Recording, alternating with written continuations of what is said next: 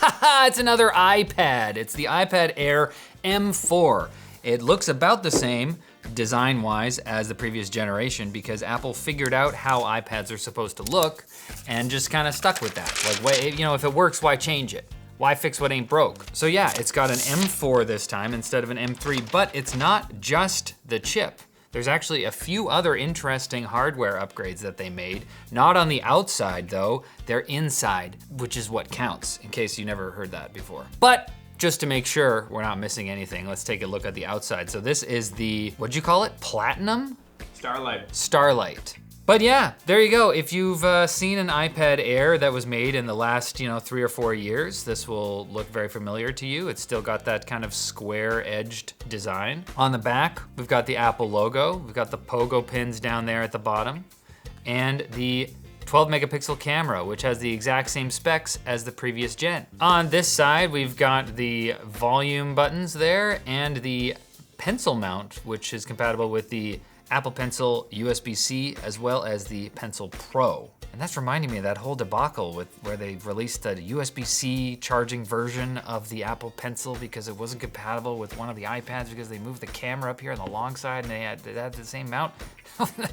Good times. On the bottom here, we've got the 2 speaker grills, one of which is fake. They keep putting them on there though.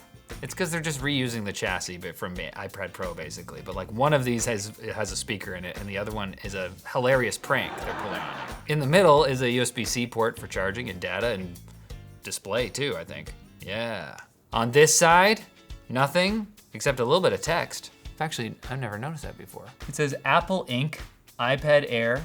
It has charging numbers? I've never noticed that before. If that was there on previous iPads, I've never seen it, but like, what is that? That's saying what this can be charged at. Usually you only see that kind of thing on a charger and not on the device itself. It's kind of cool, Apple, yeah. And on the last side that we haven't looked at, we got 2 more speaker grills. Oh, one of them has less holes. Which one's the real speaker one? We'll find out. And then a power button / fingerprint reader. Nice to see, or Touch ID, sorry Apple, sorry, Touch ID. And then there's the display itself. We have the 11-inch iPad Air here. Same display, same exact specs, 500 nits. As I said, all of the upgrades are inside, but I neglected to do the thing you're supposed to do in an unboxing, which was actually take a look at the other stuff in the box. And we got some papers with some, those are pretty, wow, those are nice pictures. Documentation, you do read through all of that before you turn it on, but I won't today, but you should. And then we got a charger. How big is it? Is it 20 watts? It's 20 watts. And a nice cable. I like these sleeved cables that Apple's been using for some time now. I'm gonna say that's 3 feet, 3.5 feet maybe. All right, let's enter iPad OS. After this, segue to our sponsor, Dbrand. You know, hey, Dbrand does make iPad skins, but they actually don't want me to talk to you about iPad skins. They want me to talk to you about the new 1984 skins for the MacBook, based on this kind of, the thing that Apple looked like in 1984, when Apple fought a war against Big Brother for all of our freedoms. Now these skins are for the MacBook Neo and it's color matched to this Citrus laptop as you can see, but they actually have skins for every one of the Neo's colorways and all the other Macs as well. They love Apple. I'm going to attempt to put this on, which is probably not a good idea. And this is probably not even the way that you're supposed to do it, but they told me that I have to do this. This is not, see, I told you that I shouldn't do it. I told you that it's gonna take me a while. Oh. I'll use the iPad. And there you have it. I feel like I'm back in Apple's golden era already. I feel like Steve Jobs might walk in at any second and yell at me to get something done. It looks cool, it looks retro, and the logo is actually 3D printed, so it's got some texture to it. And ooh, that color pops, baby. Dbrand has skins like this for the MacBook Neo and a bunch of other MacBooks, new and old. See if they got one for you at mybossisveryshort.com. Okay, the iPad Air M4 experience. Like, look at that. Wow, I'm so glad we needed a new chip. Now, as usual, It's a new chip, M3 versus M4 in the iPad Air. So you're getting an upgrade just in terms of like raw performance. It does have the same amount of cores, both have 8 cores, but now we're dealing with 3 performance and 5 efficiency cores versus 4 and 4 on the M3. Slightly higher CPU clock speed as well, and as is usually the case with the version of the chip that gets shipped on an iPad, the M4 here has 1 less GPU core than the M4 in a Mac. However, it's not just kind of like faster cores and slightly different CPU configuration. There has been a major RAM upgrade. Interestingly, in the age of the RAM crisis, Apple has taken the iPad Air M3, which had 8 gigs of LPDDR5 RAM, and upgraded it in the M4 to 12 gigabytes of LPDDR5X. I think I added an extra D in there, but we'll leave it. So you get more RAM, and it's faster. It's got 120 gigabytes per second memory bandwidth now instead of just 100, which I guess puts us in this interesting position now of having an iPad Air that is the same price as the MacBook Neo, actually, $599, but you get more RAM in this one. You got 12 gigs in this, 8 gigs in the MacBook Neo. However, you have 256 gigs of starting storage with the MacBook Neo, and this thing only starts with 128. It's all fun. It's just kind of like a guessing game. It's like, what do we got?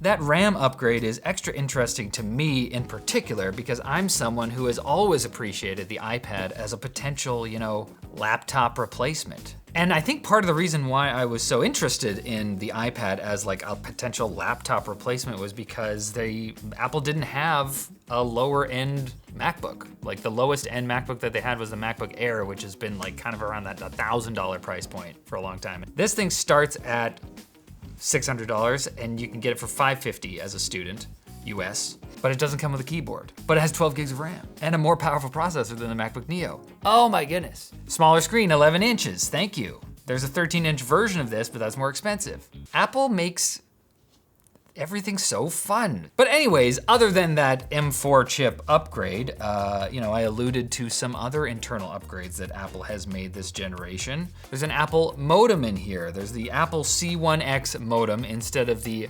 Qualcomm modem, although that's in the 5G version, which we don't have. We got the normal one. And for other wireless connectivity, Apple's now put their N1 first-party chip in here instead of the Broadcom chip that they were using before. And I don't know whether it's because of that or not, but the M4 has some upgraded standard support. So it supports Wi-Fi 7 now instead of 6E and Bluetooth 6 instead of Bluetooth 5.3. So altogether, compared to last year, which was like basically just the M3 chip versus the M2, this is like fairly across the board update in terms of hardware.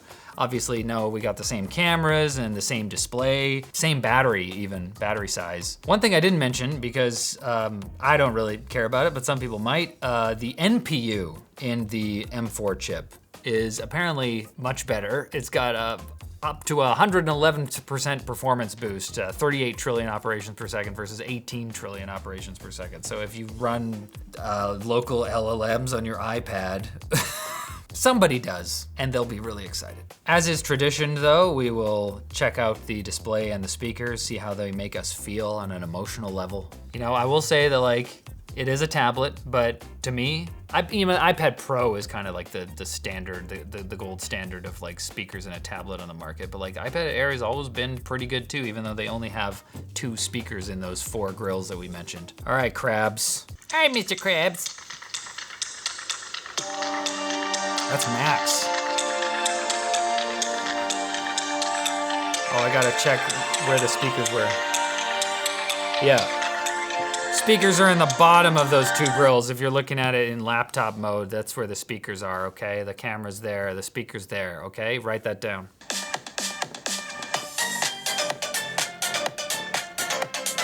See, I think a lot more bass than you would expect to get out of a dinky little tablet, but there's still very much there's some bass and there's some highs and the mids are just kind of like, where are they at? They took a break. But that's at max volume, turning it down a little bit. It's a little bit better to represent, at least subjectively, the display. I mean, what is there to say? It looks nice. Oh, let's up the resolution.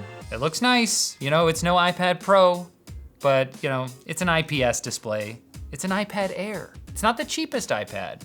It's funny to compare this to the MacBook Neo. It's such an interesting, we got an iPhone chip in a MacBook now, because there are iPads with iPhone chips, but they're not Pro chips. I feel like I would love to do a video kind of going over iPadOS and where that is at now, because now that we have a like cheap MacBook, the question of whether anyone should be trying to get an iPad to replace their laptop is just so much more interesting. The guys are saying I should play a game, but I have not played a game on any one of these iPad short circuits. Who's that? You play as a baby? Oh look, it wants me to look with that. This is not fun. I would not want to play a game like this. You guys can't even see it, it's so dark. Look at, oh, I'm holding a baby. Now I want to play this game just to protect that baby. iPads can game now. They've been able to game for a long time. They've been able to do a lot of stuff for a long time. And if you use an iPad for anything other than watching Netflix or YouTube or whatever, this will be an exciting upgrade, not only because of the upgrade to the M4 chip, but also those other upgrades that I mentioned. Apple is doing some pretty good things out here, you know? Like in an industry that feels like it's pulling the rug out from under us at every opportunity, Apple is kind of like, you know what? We are gonna give you an upgrade to a better chip and just better everything and launch it at the same price as last year. Like, it's almost like Apple is just in their little bunker and the industry is happening, stuff's happening out there and they're just like, I don't care. It feels like Apple only ever does what they originally planned to do, except when it comes to the AI upgraded Siri. Other than that, Apple is an exciting company to pay attention to right now, and I hope to continue paying attention to them. And I hope you continue paying attention to ShortCircuit videos. Thanks for watching, guys. Subscribe to the channel. If you're looking for something else to watch, go watch the MacBook Neo video, because that's exciting. What a time to be alive. Bye.